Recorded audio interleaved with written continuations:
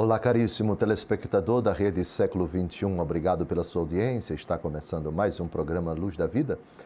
Nosso compromisso aos domingos, pôr do sol, fim da tarde do primeiro dia da semana, dia em que celebramos a vitória de Cristo sobre a morte. São 30 minutos, creio eu, de grande importância para a nossa fé, porque aquilo que aqui é abordado, vem sendo abordado desde o primeiro domingo desse ano, é muito útil para a minha, para a sua, para a nossa fé católica apostólica romana. Estamos a comentar o Saltério, os 150 salmos, versículo por versículo, com os padres da Igreja. No final do encontro passado, refletindo os versículos de 1 a 2 e depois o versículo 3º, terminamos fazendo alusão à interpretação belíssima que São Santo Agostinho dá do versículo 3º, que vai aparecer aí na sua tela, a tela do seu celular, do seu computador, do seu televisor. Vamos ao versículo 3º. Quebremos seu jugo, disseram eles, e sacudamos para longe de nós as suas cadeias. E qual o texto de Santo Agostinho, já citado no programa anterior, que eu considero que a última frase dessa citação precisa de um desdobramento? O texto é o seguinte, com a palavra interpretando esse versículo, o grande doutor da Igreja. Quebremos seu jugo, disseram eles, e sacudamos para longe de nós as suas cadeias. Embora possa ter outro sentido, aplica-se melhor às pessoas das quais se disse que tramaram em vão. Quebremos suas cadeias e sacudamos o seu jugo. Cuidemos de que a religião cristã não nos prenda, nem nos seja imposta. Então, esses que dizem quebremos o seu jugo e sacudamos para longe de nós as suas cadeias, são, num primeiro momento, aqueles que participaram diretamente da injusta sentença de condenação de Jesus à morte. Herodes, Pôncio Pilatos, Anás, Caifás e tantos outros. Portanto, eles desejam simplesmente eliminar nosso Senhor, quebrando o seu jugo. O que significa quebrar o jugo? Eles desejam quebrar o jugo de Cristo. O melhor intérprete da palavra jugo é Jesus. Tomai sobre vós o meu jugo, que é leve, o meu fardo, que é suave. Vinde a mim, vós todos que estáis cansados, e eu vos aliviarei. Quebrar o jugo de Cristo significa nós não podemos permitir que nenhuma pessoa acolha para si o jugo suave dele. Ou seja, quebrar o jugo de Cristo, que disse, tomai sobre vós o meu jugo que é suave, ele não pode ter seguidores. Ele não pode ter discípulos. Precisa morrer. Entenderão, à luz do Novo Testamento, o que significa quebremos o seu jugo, isto é, quebremos o vínculo pela fé dos seguidores dele com ele. Quebremos o seu jugo. Isto é, rompamos, façamos o possível para que ele não coloque nos ombros de ninguém o seu jugo, que é suave, o seu fardo, que é leve. Mas avança. Sacudamos para longe de nós as suas cadeias. O que é cadeia? São grilhões, são correntes que nos vinculam a Cristo. Eis aqui a serva do Senhor. O servo é o escravo. O escravo é o que não tem liberdade. Como que ele está, digamos assim, preso ao seu dono. Então, à luz do Novo Testamento, à luz da frase de Nosso Senhor, à luz da teologia do Novo Testamento, sacudamos para longe de nós suas cadeias, isto é, não permitamos que ele tenha discípulos, que se chamam servos, como a mãe dele que disse, eis aqui a serva do Senhor. Agora, vamos a essa frase misteriosa que eu prometi explicar de Santo Agostinho. Cuidemos de que a religião cristã não nos prenda, nem nos seja imposta. O que significa isso?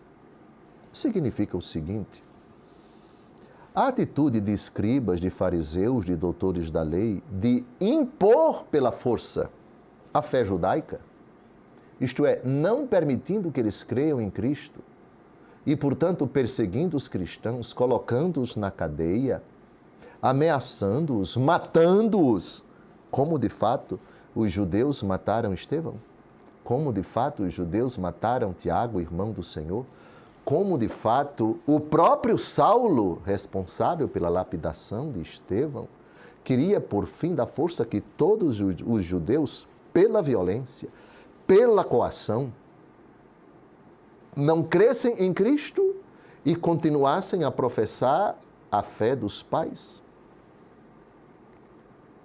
Cuidemos de que a religião cristã não nos prenda. Os métodos utilizados pelos opositores de Jesus não podem ser jamais os métodos utilizados pela Igreja. E se no passado, e de fato isso aconteceu, e São João Paulo II, por ocasião do jubileu, reconheceu os métodos, às vezes utilizados por alguns membros da Igreja, nem sempre foram evangélicos, pela força, pela violência, até dizimando os seres humanos. Não fui eu. Foi São João Paulo II quem reconheceu, por ocasião do jubileu, nem nos seja imposta. Impor um credo, impor uma convicção, impor uma religião, não é o método querido por Jesus. Abraça-se a fé livremente. Abraça-se o seguimento de Cristo com a livre adesão da vontade. Até porque a fé é, antes de tudo, um ato pessoal, consciente e livre. E ninguém pode forçar uma pessoa a acreditar em quem quer que seja ou no que quer que seja. Avancemos agora ainda sobre esse versículo 3º, Eusébio de Cesareia. Cesareia aqui, a Cesareia Marítima, a cidade que foi durante um certo tempo a capital da província romana, da Judéia. Eusébio de Cesareia, cuja maior obra, sem dúvida alguma, foi a História Eclesiástica, comentando esse versículo 3º do Salmo 2º, diz o seguinte: também os chefes das nações de toda a terra em várias épocas, o que sofreram de penoso, ou o que puderam dizer que fosse digno de acusação, para se unirem nesse malíssimo acordo, armando um único complô, concordando em um ímpio projeto contra Deus, Rei e soberano de todos, e contra o seu Cristo. O que o grande historiador Eusébio de Cesareia está dizendo aqui? Primeiro, ele projeta para a história e, portanto, para os anos que vão se seguir a ele, e certamente ele não se equivocou quando profetizou que não apenas na Terra Santa, mas em todas as épocas, a igreja seria perseguida, Cristo, na sua igreja, seria perseguido pelos opositores, pelos que moveram dificuldades, pelos que colocaram percalços, pelos que perseguiram e levaram ao derramamento de sangue tantos mártires. Malgrado isso, a Igreja de Cristo continuaria a sua missão. Cristo Jesus não seria destruído de forma alguma na sua obra, que é a Igreja, apesar da possibilidade bem concreta ao longo de 2000 anos e também nos tempos atuais, a Igreja de Cristo sofre em diferentes partes da face da terra cruéis perseguições, muito sangue derramado, muito sofrimento e angústia só pelo fato de nós professarmos a fé em nosso Senhor Jesus Cristo.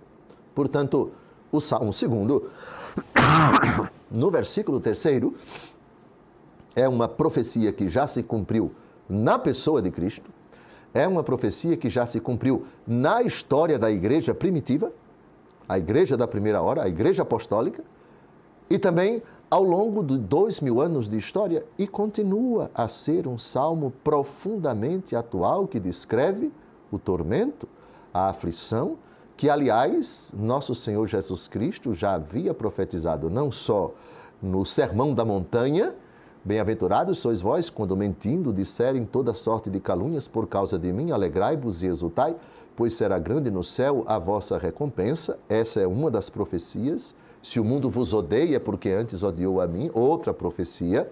E também no capítulo 16 do Evangelho segundo João: no mundo tereis tribulações, mas tende coragem, eu venci o mundo. São João, no capítulo 12 do seu Apocalipse, faz uma descrição catastrófica, assustadora, pavorosa, da perseguição movida pelo dragão contra a mulher que está grávida e prestes a dar à luz, e ela foge para o deserto e é alimentada e é protegida, e a serpente, vendo que não consegue causar dano à criança que vai nascer dela, parte furioso para perseguir os filhos desta mulher, para perseguir a igreja. E isso vai acontecer ao longo, vai se manifestar, vai se cumprir ao longo de toda a história da igreja. Quem são estes, meu Senhor, com vestes brancas, diz o livro do Apocalipse? Esses são aqueles que vieram da grande tribulação, lavaram e alvejaram as suas vestes no sangue do Cordeiro. Então, está terminando o nosso primeiro bloco. Penso que os versículos 1º, 2º e 3º estão modestamente bem explicados. Recorremos para isso às obras de Eusébio de Cesareia, de Santo Agostinho, de Teodoreto de Ciro e do próprio autor dos Atos dos Apóstolos, que cita literalmente no capítulo 4 esses 2 primeiros versículos. Então, depois de termos comentado 3 versículos, vamos avançar no próximo bloco, o versículo 4. O versículo do santo deboche de Deus. Eu disse santo deboche, mas é uma explicação minha, porque aqui nós temos, diante dessa perseguição movida contra a igreja, contra o seu Cristo, o que habita nos céus ri deles. Ri-se deles o que habita nos céus. Disso vamos tratar no segundo bloco. Não adianta mover a perseguição contra Cristo e contra a sua igreja. Isso é vão, isso é tolice, isso não obtém o seu resultado. E da parte de Deus Todo-Poderoso, ele ri. Um riso de eterna, aspas, zombaria. Não no sentido humano. Atenção, Deus não debocha no sentido humano de ninguém, mas o Senhor ri. Ri deles o que habita nos céus. Até logo mais no segundo bloco, versículo 4.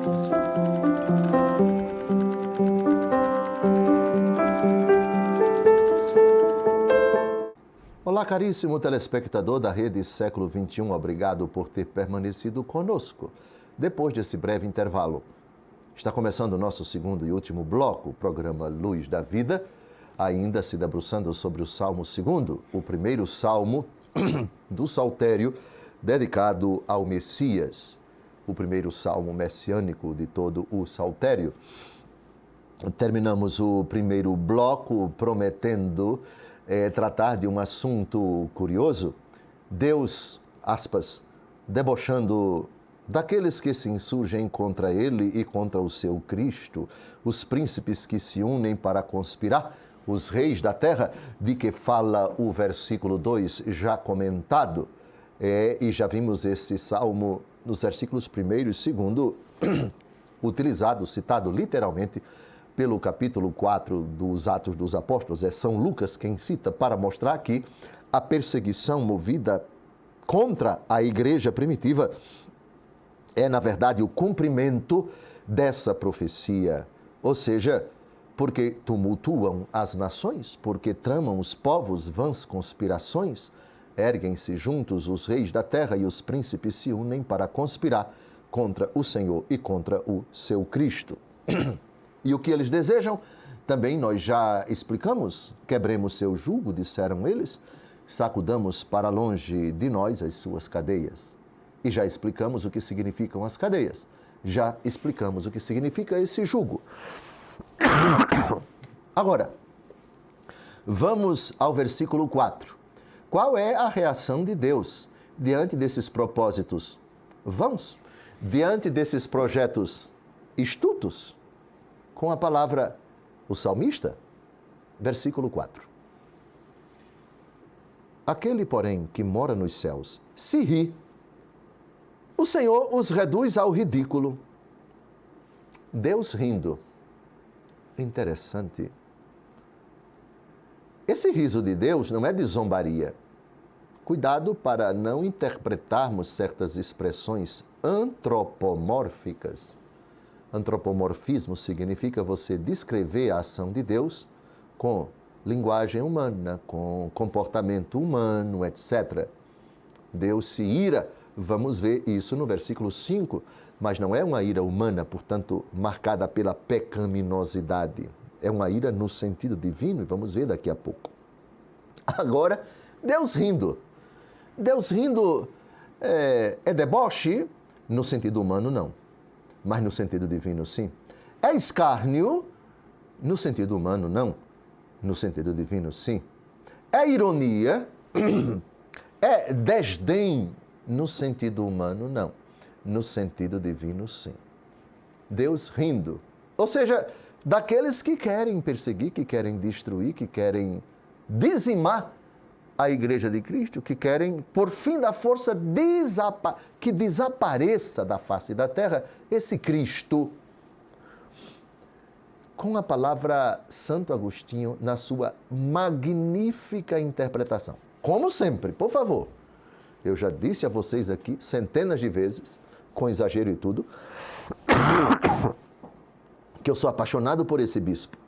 Agora vem a explicação dele. Deixemos que o grande doutor fale.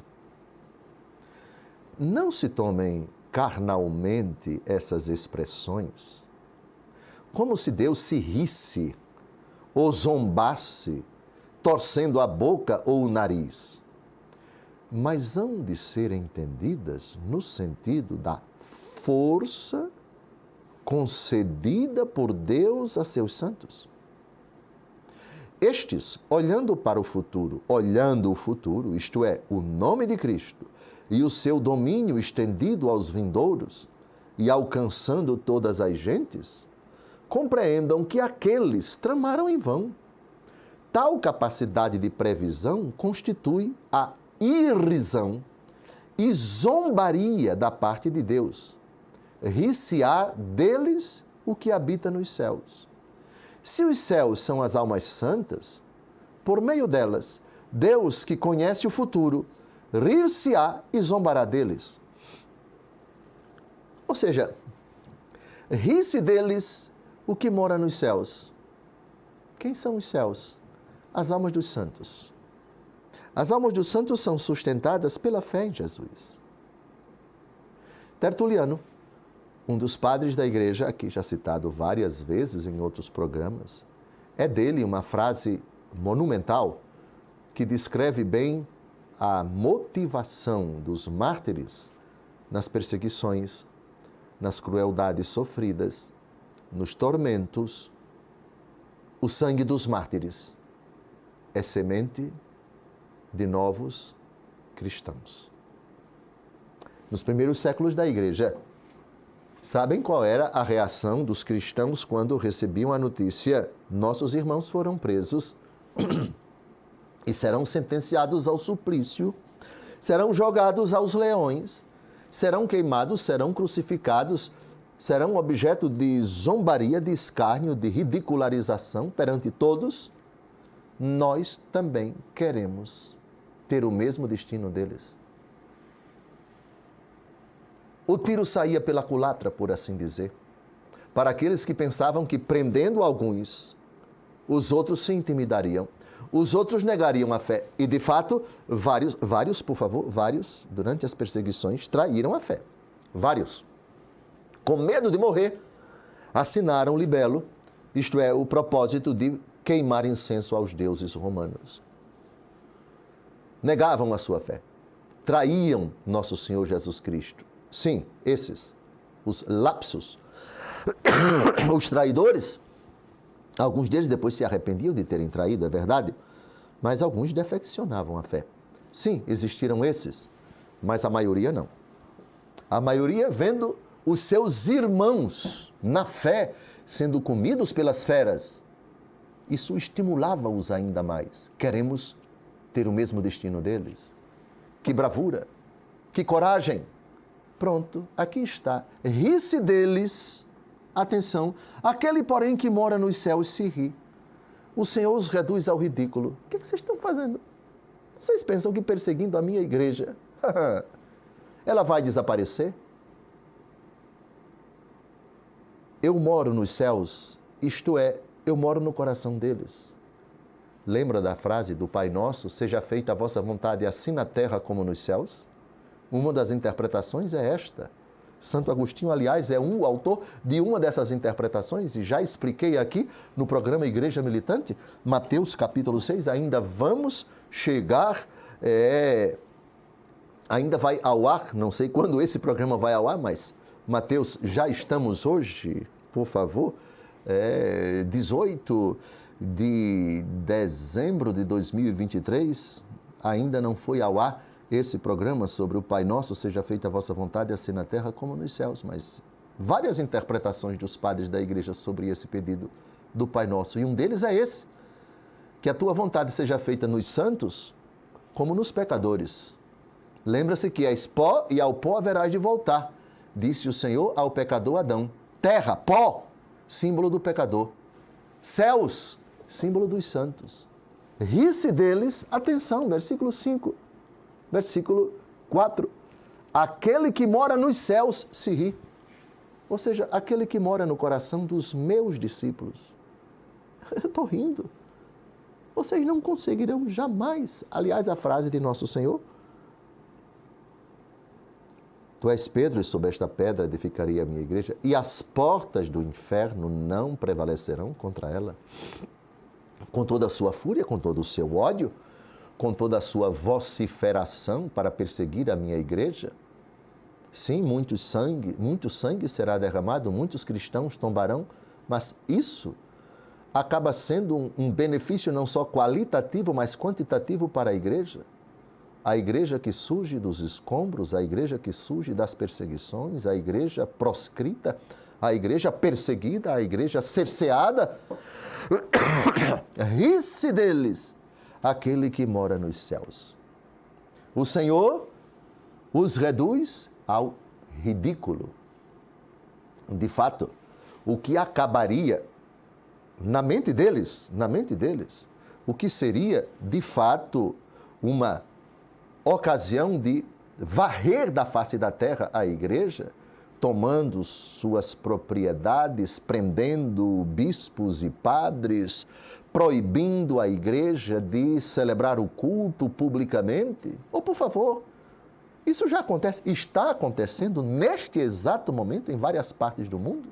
E tem outras que pela legislação, pela mudança da lei dos homens para causar dificuldade e empecilhos, obstáculos para a igreja, ri-se deles aquele que mora nos céus.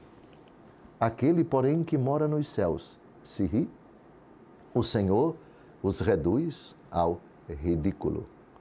É ridículo no sentido de que o plano de Deus, ele pode sofrer, o avanço do seu reino pode sofrer, como de fato sofre, tem sofrido, está sofrendo e vai sofrer dificuldades tremendas. Naquele país, a igreja é perseguida, estão na cadeia agora bispos, padres, religiosos. Aquela congregação foi expulsa e obrigada a deixar aquele país. Ri-se deles. Aquele, porém, que mora nos céus, aquele que mora nos céus se ri. O Senhor os reduz ao ridículo. Que versículo impressionante. Um conforto para nós. A igreja, ao longo de 2000 anos, só com poucos anos, em 2000, a igreja experimentou tempo de paz. Mas sempre seus inimigos, seus adversários, sejam eles impérios, regimes, sistemas de governo brutais, ditatoriais, se insurgiram contra a Igreja de Cristo. A história mostra precisamente que o Todo-Poderoso, aparentemente impotente, aparentemente derrotado, foi, na verdade, o rei que sempre riu, dos que se expuseram ao ridículo. Rei dos reis, Senhor dos senhores, é uma expressão muito bonita. Não tem nada de ufanista, mas rei nesse sentido. O rei está rindo. Aquele que mora nos céus se ri. O Senhor os reduz ao ridículo. Deus tem caminhos misteriosos para tirar da perseguição que sua igreja sofre bens maiores. É duro lutar contra o teu aguilhão, disse quem? Jesus. A quem? Ao perseguidor Saulo, que agora vai se converter no grande apóstolo Paulo. É duro lutar contra o aguilhão, disse Jesus a Paulo. Mais ou menos o que o Salmo 2, versículo 4, diz. Aquele que mora nos céus se ri, o Senhor os reduz ao ridículo. Está terminando o nosso programa. Um grande abraço. Deus abençoe sua vida. Até o próximo domingo, se Deus quiser.